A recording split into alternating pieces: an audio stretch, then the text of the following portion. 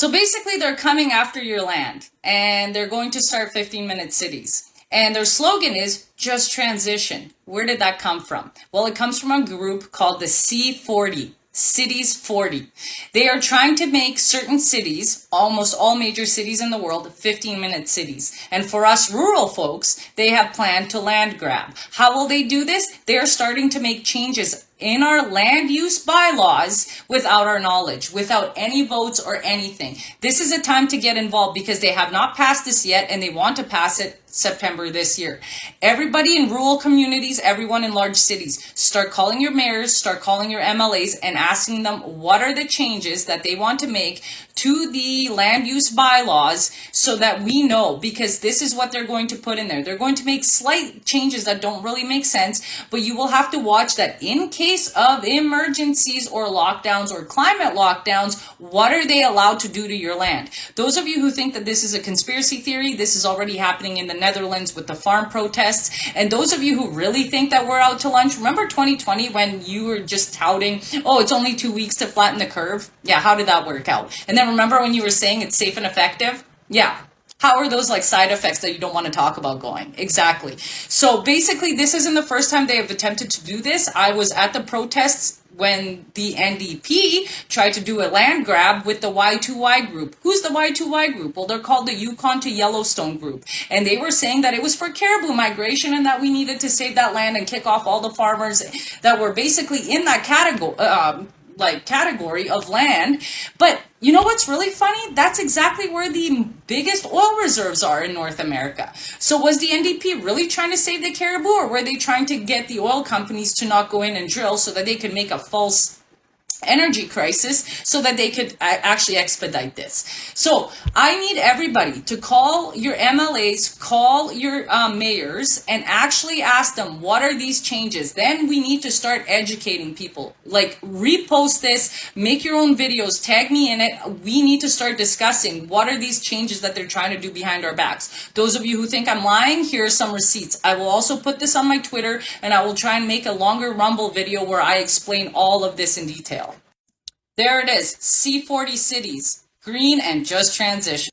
They even have a playbook so that you can get your youth going. You know, Greta Thunberg and so forth. Hey, Texas, your mayor's in on this. And this is basically the goals that they're trying to reach. Very cool, right? Except they will actually need to maybe cut out your ability to drive. And Don Iveson, mayor of Edmonton, liberal, go figure, he was part of this. And if you think this is a conspiracy theory, please look this up yourself. Hey Canadians, can you imagine all of Saskatchewan and Manitoba being sold to the highest bidder?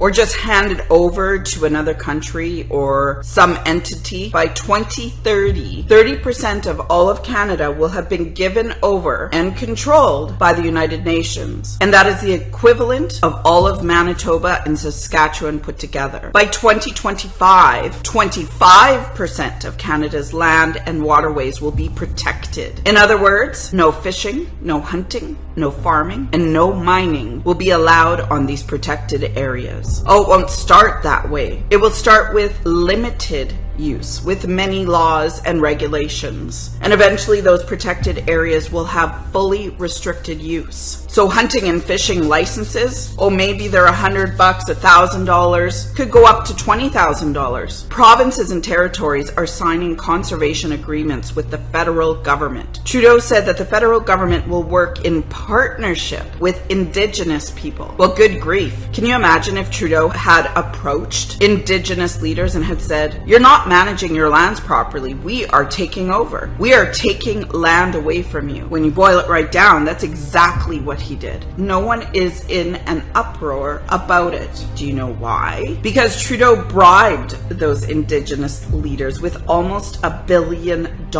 He threw money at them. He basically said, here's $800 million, shut up and let me steal your land. And they did shut up.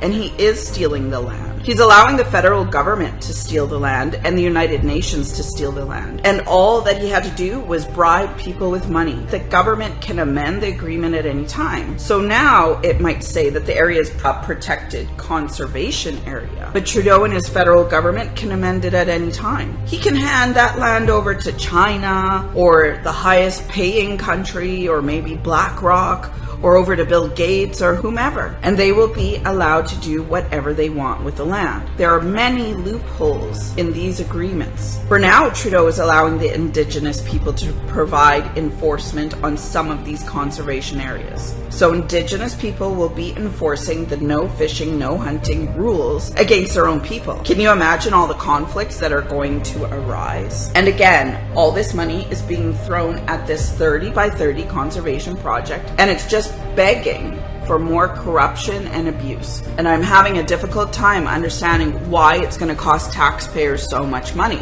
I think that the Indigenous people should be outraged and insulted. Many of them live in very horrible living conditions with terrible housing and no clean drinking water. But because of so much corruption, they will continue to live that way. Plus, let's add insult to injury. Trudeau is basically saying to the Indigenous people that they are too stupid to properly take care of their own land, that he has to steal it back from them and control their land. And do you think that the United Nations and people like Trudeau will stop at 30%? Worldwide, that's what they're committed to, controlling 30% of land and waterways. But I think that next they plan on 50% by 2050. They want us all to starve to death. If they control hunting, fishing, and farming, they will accomplish the goal of starving the population and controlling the population. A weak, hungry, defenseless population that does not have enough food and doesn't have guns and that are sick from all their injections is easily controlled. Why are you letting yourself be controlled? This is another SOS from Alberta farmers to all Canadians. Please listen. We stand to lose all of this. Yes, the trees and the land. And here's how.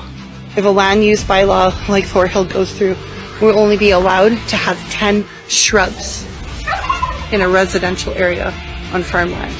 10. We will also be restricted to 4 laying hens. No more. Only 4.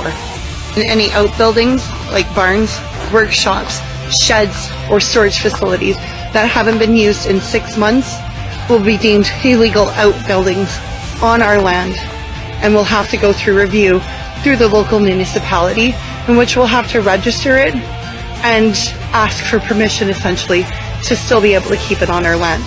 They're also proposing that they would allow any bylaw officer to come onto your farmland without permission to check if you're up to par. You won't be able to hide any hens.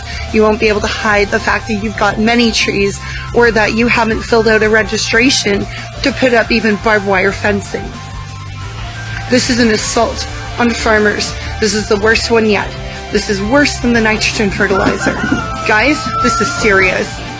If you value local farmers, locally grown foods, farmers markets, craft shows, and other things that local farmers do, as well as provide food for you in the grocery stores, you're going to stand up, because every municipality in Alberta is currently under attack by the GSA group and their municipal government. I have a pinned video that goes further into detail about the changes that they plan on making in Thorhill.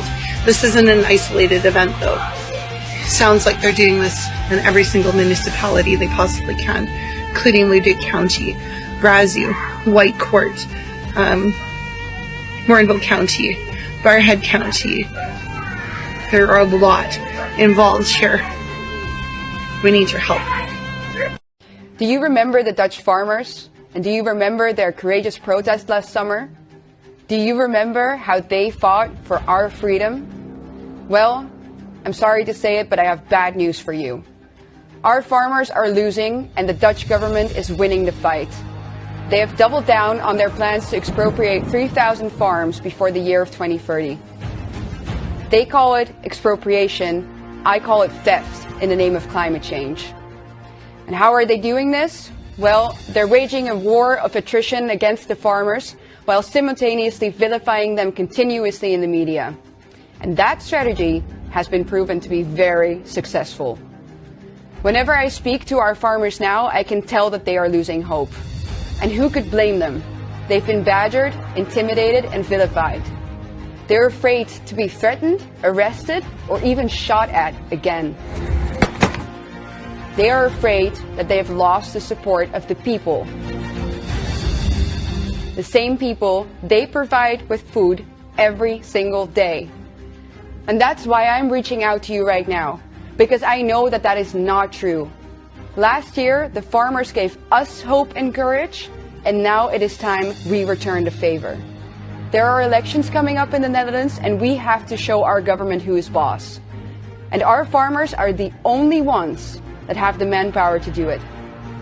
As civilians, we have to stand united with our farmers against the totalitarian forces who want to cut our food supply and take away our rights in order to control us.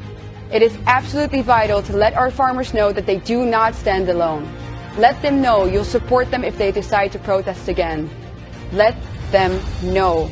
Please leave a message of encouragement here in the comments or tweet out using hashtag #DutchFarmers. Because remember, no farmers, no food.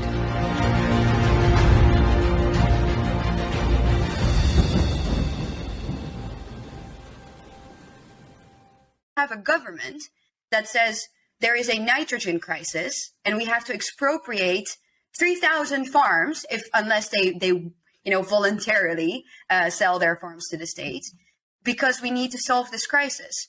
And you see now that there is a constant debate already for months where people go back and forth of, okay, but how can we fight this nitrogen crisis? Is what the government's doing, well, maybe forceful buyout goes a little too far, but maybe we can do this. And people get stuck in that narrative because, this crisis is presented to us as a truth, as something that our government literally says is sacred. Those climate goals that they have to comply with are what they say is sacred.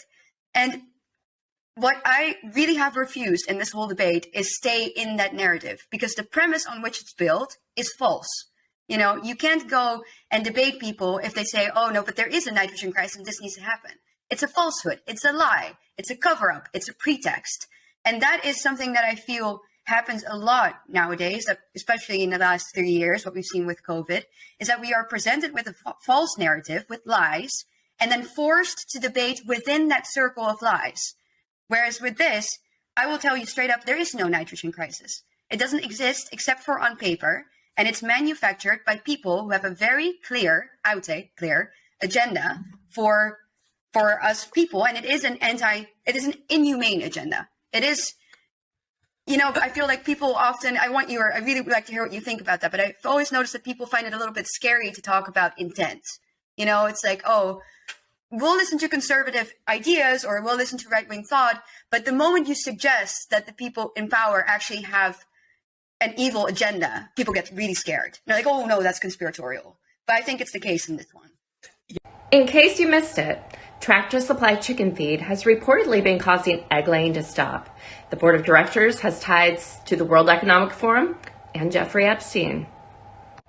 When I asked my followers last week if anybody had been experiencing this issue, one of my followers did mention producer's pride. Personally, I use Do More and have not been having any issues with my hens laying. These reports come in the wake of ongoing public concerns that the World Economic Forum is artificially causing food scarcity, because we all know that they're trying to get us to stop eating meat and protein and anything healthy, and they want us to start eating the bugs.